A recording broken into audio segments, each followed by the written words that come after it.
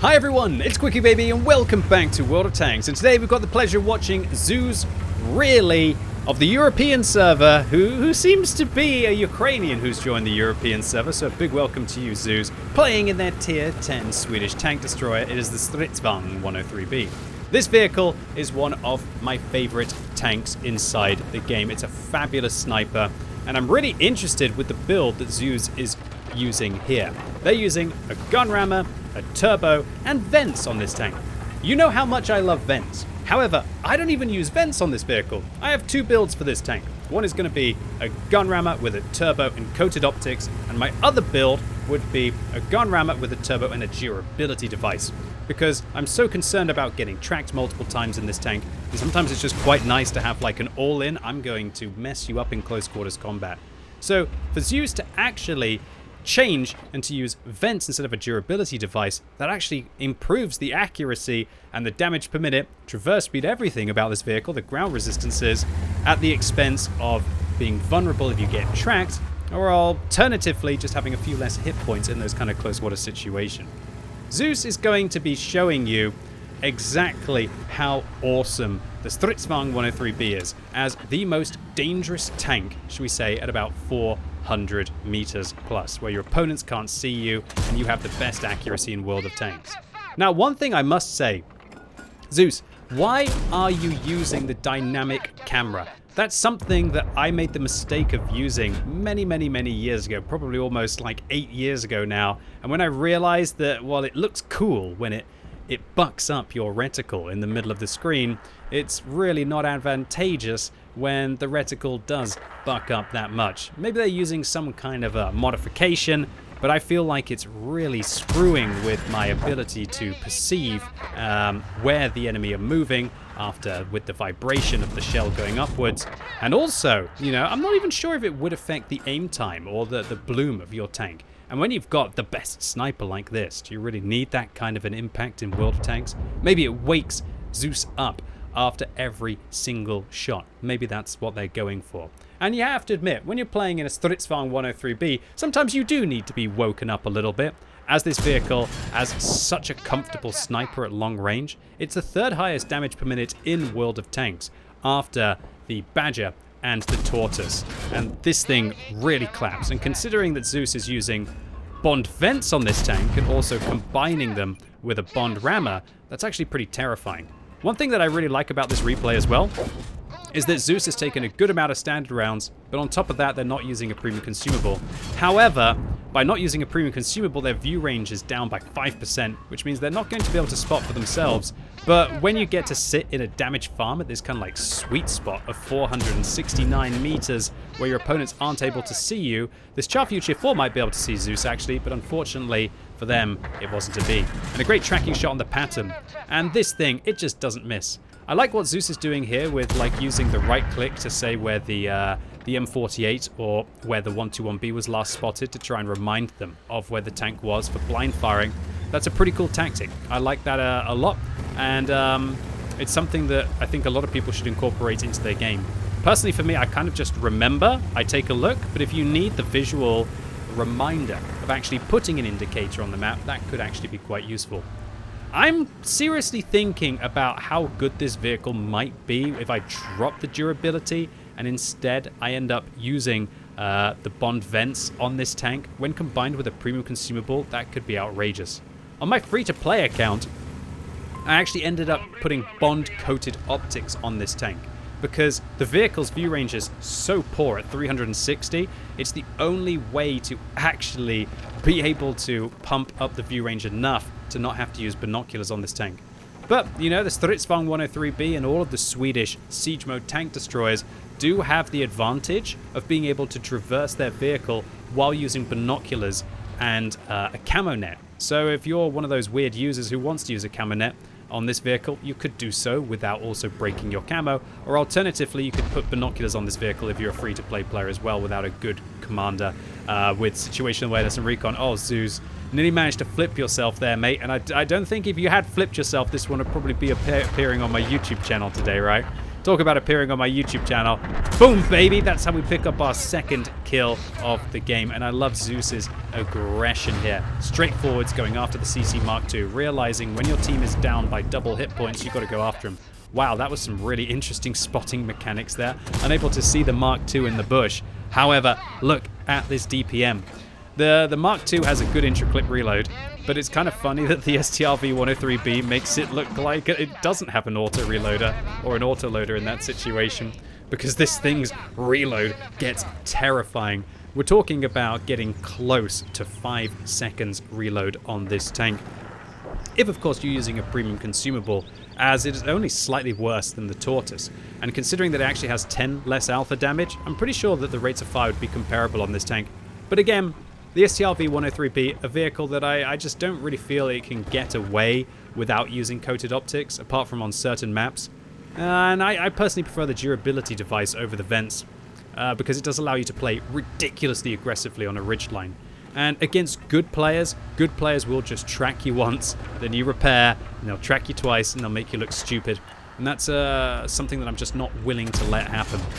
Alright, well, now Zeus has managed to get themselves into a good position as the standard B is falling, and they are ripping and tearing their way through these heavy tanks. However, Zeus got caught out. Now, what is Zeus going to do? Probably turn their tank directly towards the opponents? Good. Ricochets a couple of shells, actually turns, and then leaves the siege mode while facing their opponents, and then uses the speed and the awesome reverse speed of this vehicle to get away. The reverse speed on this tank is 45, but with a turbo like Zeus is using here, they're actually able to go at like 47 backwards. The STRV 103B is one of the best tanks in the game to use a Bond turbo on. So if you do have a Bond turbo, I'd thoroughly recommend considering using one, because it actually turns the top speed inside the siege mode to 16 kilometers an hour forwards. And also your reverse speed will be substantially improved by the Bond turbo. Because of course tank destroyers can't get mobility slots, and so bounty turbos and Bond turbos are best on tank destroyers.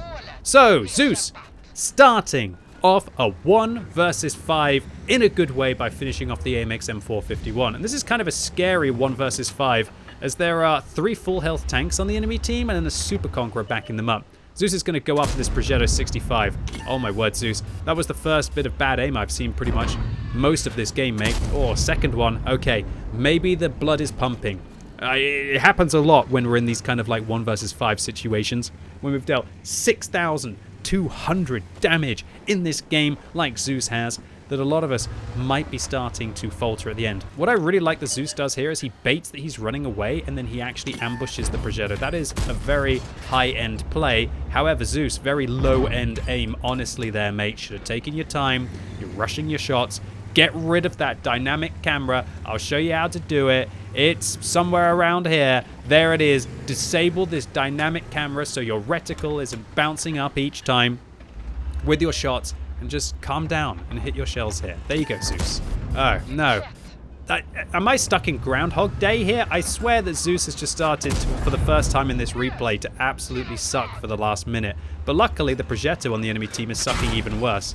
And they're not just shooting the tracks as they should do. If I was the Progetto on the enemy team, I'd have tracked this thing, forced it to use the repair kit, got into position, tracked it again, and then I would have farmed it. And that's why I will always recommend using a durability device instead of the vents on this tank.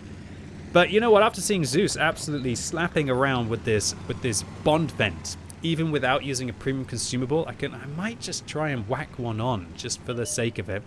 But it's always just so sad to have to demount the Bond vents, right? Don't really want to spend 200 bonds to demount there. But it's understandable as to why it has that price, because Wargaming don't want people to take those overpowered modules and put them on all of their different tanks. They just want you to have to grind their game modes again and again and again and again to put them on all of your overpowered tanks, right? Talk about brutal. STRV 103B kind of caught out here, and it looks like Zeus is actually going for TD15 here to try and do 8,000 damage. Come on, Zeus, you got it.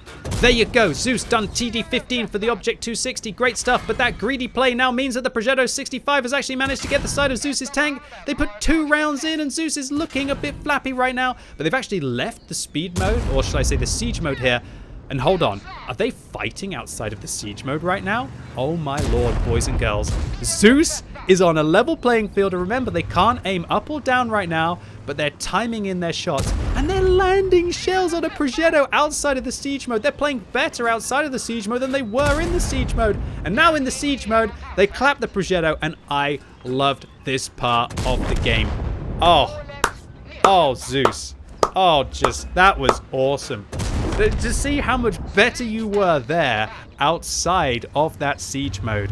And you're just absolutely smashing your opponents. Oh, that was a beautiful thing to see. Although Zeus looks like they're a little bit panicky right now, not knowing which mode they're exactly in, as they left the siege mode there in quick succession, up to 9,800 damage now against a full health AE Phase 1 and a Super Conqueror. How is Zeus going to handle this situation? All right, so in these kind of scenarios, you can't really drive the entirety of Empire's border in only 4 minutes. And even if you do, the AE Phase 1 could just load heat and put a round through your lower plate, or maybe they could just shoot the weak point on top of the vehicle. Zeus is instead going to go and plant themselves in the cap circle and create a win condition. And that is quite often what a lot of people don't do in these endgame scenarios. They don't create win situations or win conditions. They end up just driving around, maybe hoping that everything's going to go well, but instead, by forcing your opponents to come after you, like Zeus has done here, this is pretty cool. And we're just going to have to find out. The only nightmare about this scenario is if the Super Conqueror and the AE Phase 1 get into the cap circle before Zeus gets to 50 or more like 55 seconds inside the cap circle, or even 60 seconds inside the cap circle if they both get in it, it's actually going to end up being a loss, or even worse, well, not worse, but a draw as well.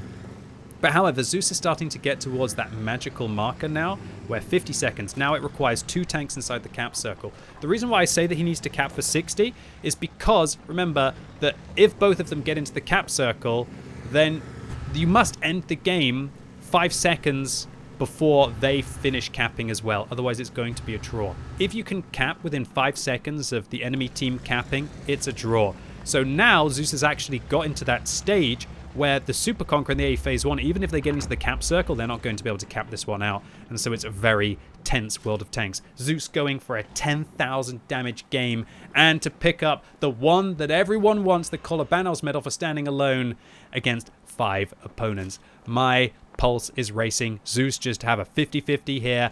Is the Super Conqueror coming from behind? Is he coming from the front? And Zeus actually turns their vehicle to the side there to fully prepare to be able to quickly swing the vehicle round, but they don't actually appear. And just like that, ladies and gentlemen, boys and girls, Zeus really manages to take down a Kolobanov's medal in an STRV 103B. They did everything right, or at least enough right, in a fabulous tier 10 sniping tank. They put themselves in some great lines of fire, but also they always made sure that they were in a position to continue that fire and to support their allies. And they weren't afraid to just simply plant their vehicle in front of their opponents and let rip. And that is what a lot of STRV 103B players do not do. They don't just plant, sit in the siege mode, and just put pressure up on your opponents. Because unless they have heat, they can't go through the lower plate unless they have a 121mm caliber gun. And good luck trying to hit this weak point consistently when the 3rd highest damage per minute tank is ripping and tearing your vehicle apart. There's a couple of things I didn't like about this replay, however. Number 1, Zeus. Firstly, get rid of dynamic camera, mate. Secondly, Zeus, I know your heart must have been flustered, but what was that 1 minute of struggle against the Progetto 65? And thirdly, farming the AFK STRV 103B while not being prepared for the Progetto was a little bit of a misplay. Could have probably positioned yourself in a scenario where you could still shoot the STRV while still having your front facing towards the Progetto. But again, ladies and gents, I think that Zeus was trying to go for TD15 Triumph. And they were so close to the 8,000 that they probably thought, well, I might as well just farm this AFK and guarantee myself to get the Object 260. And in the end, with the kill on the Progetto, with that wonderful close quarters combat, they also managed to do TD15 triumph with honors. One of the hardest missions to do in the game. So Zeus, congrats to you for that. So Zeus really picks up the one that everybody wants, the Kolobanos medal for standing alone, in this case against 5 opponents, the Invader medal for taking the enemy base, the Tank Sniper for dealing the most damage at long range, in this case 4,500, which means that they were also dealing half of their damage against tanks that were in 300 meters.